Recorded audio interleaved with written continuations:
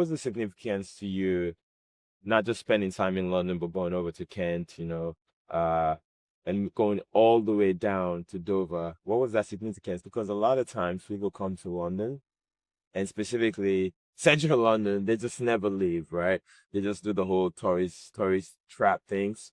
Go to Big Ben, check out Buckingham Palace, check out maybe the farthest north they'll go is probably Canary Wharf or O2 Arena. What was it like just stepping out of London? That's a great question. It was wonderful because you actually get to experience what the majority of the country, or you get to experience a part of what the country's actually like, Right. versus just a specific borough that happens to have a lot more foot travel, Right. right? So because it has more foot travel doesn't necessarily mean that it's better. It's just that it's where, the major pieces of maybe historical things are located. Right. Um, But there's also a lot of history that can be found as soon outside, as you get out of here. I wouldn't even say history, honestly. I think what it is more so entertainment. Right. Right. I think there's a lot more entertainment place within a specific place. Right. And because of that, people naturally want to go there and play, Gravitate, right. you know? They gravitate towards. They do. But once you step outside, I feel like it's generally where there isn't that much foot travel, where you actually find, okay, what's this place really like? What's this little tiny borough where, you know, they aren't as influenced by all of the incoming, again, foot traffic, people, cultures, and so forth on, right? Right. And just the country in general, like being in the country, you get to meet the soul of a place. You get to meet the soul of a place when you're in the country. Absolutely. Maybe that's bias for me, but even when we think about some of the greatest chefs, the greatest writers, I mean, where do a lot of these folks usually come from? Well, the English, my friends, the English people from the center, the You know? countryside. Yeah, from the countryside, Yeah, and it doesn't just go for England. Right, it's everywhere. It's everywhere. Right. It's everywhere. But How no, about you? I think for me, just it's little things. I think getting around London, first of all, it's easy, it's seamless, Mm-hmm. right? You have options of obviously taking the tube or the train, whatever you want to call it. Obviously, we have the bus system, the double deckers are just quite efficient. And then least, I mean, obviously you have your Ubers, no link there, but you can take Bolt as well. And because of that, it's just super easy to get from one side of London Yeah. to the other side. But not only that, if you want to get out of the city, it makes it extremely easy for you to get from there to just about any other part of the country because Yeah. all it takes is a trip to maybe central London, either Victoria Station or some of the other uh, international points or main stations, and you can pretty much go either to another borough of another city, or you can go to another country. Mhm. So I think being here it's been amazing. The cuisine, the food, the energy, the vibe. But most of all, I think it's the work that we did the last 4 days, the amazing people that we met. Mhm. We have a lot of new exciting episodes that are coming for you guys in the next 3 to 4 months. It's very little sleep in the last 4 days, given the fact that we were just moving up and down. But I wouldn't trade it for anything because this is what we want to do. We want to talk about Elevated with Intamina. We want to give folks the opportunity to meet some amazing people, hear what they have to say, share their experiences, and then hopefully these are experiences that everyone can learn from to elevate their own lives. And I feel like I've gained so much knowledge in the last 3 or 4 days. And again, I want to say thank you to all the guests that came on Elevated with Intamina this past few days.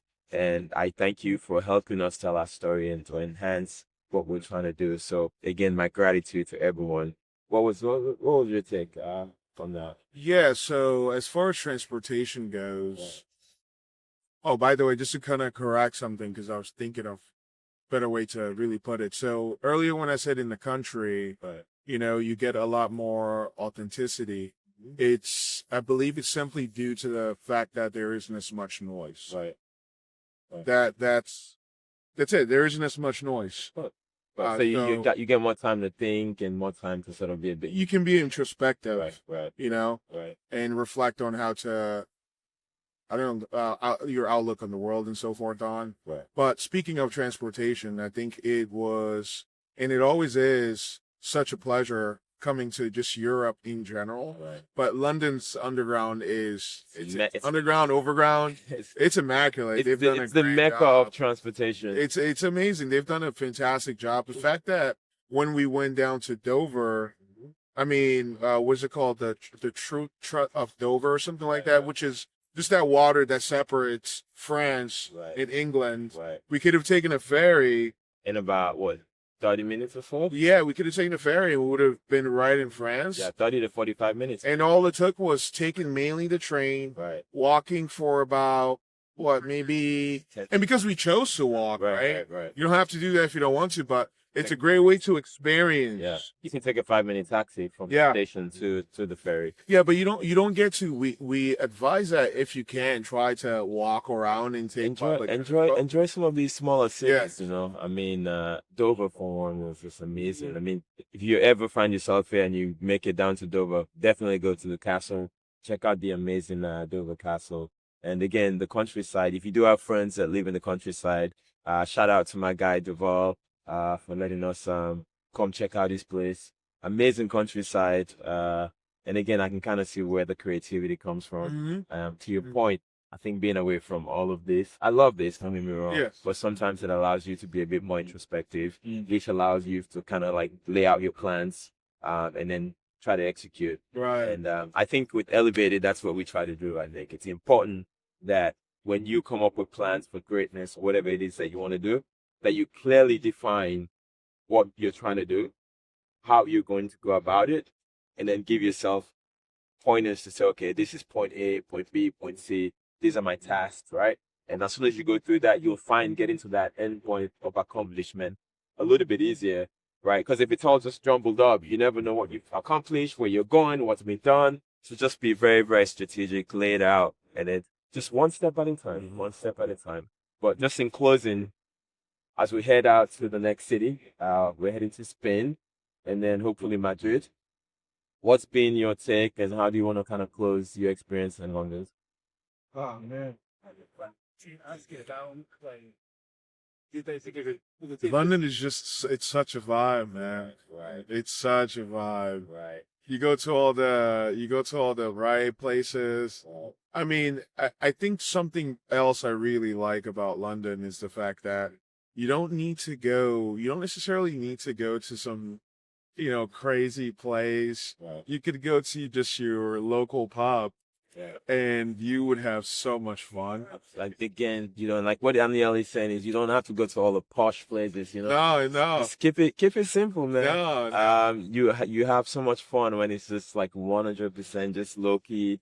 But it does give you that option. It gives you both options. And what I'm saying is the dirty pub, yeah, the posh part. and they're both really fun, right? Right. And that's what I like, because in a lot of preference at that yes, point, right? Yeah. in a lot of places, it's hard to find that balance where, okay, you know what, if I want to go do this high end thing, Yeah. it's still gonna be really fun. Right. I don't have to have my shoulders up too tight. And then there's a opposing side of that, which is, okay, this is super dressed down, very relaxed, right? Okay, it might be boring, but I don't feel that's not the case here. No. Both sides have a flair to it. No. And I like that. that's what makes this city good. And Anil, I want to commend you on an amazing job that you did while we were here for 4 days. We didn't sleep much. We haven't slept much. Commend to you as well, brother. Nah, but we got a lot done. On a And mission. again, to the viewers, thank you guys for supporting us. Please follow the channel. Click on the notification bells. Follow us on Spotify, follow us on Apple, and obviously follow us on YouTube. We're gonna keep telling some amazing stories and amazing cities that we visit. And last but not least, we'll also talk about the amazing and incredible people that we interact with. Again, like I said, it's going to be the athletes, the folks who sort of help drive lifestyles, the doctors who take care of us, the dentists, Designers. the designers, the bankers, and obviously the politicians that sort of help sort of lay out, how we sort of live our lives. So keep following us and watch us all grow. And we thank you again for just being part of this story. So Danielle and I, from good old London, Fulham, Chelsea, Imperial Wharf area, we are out. Salute. See you guys.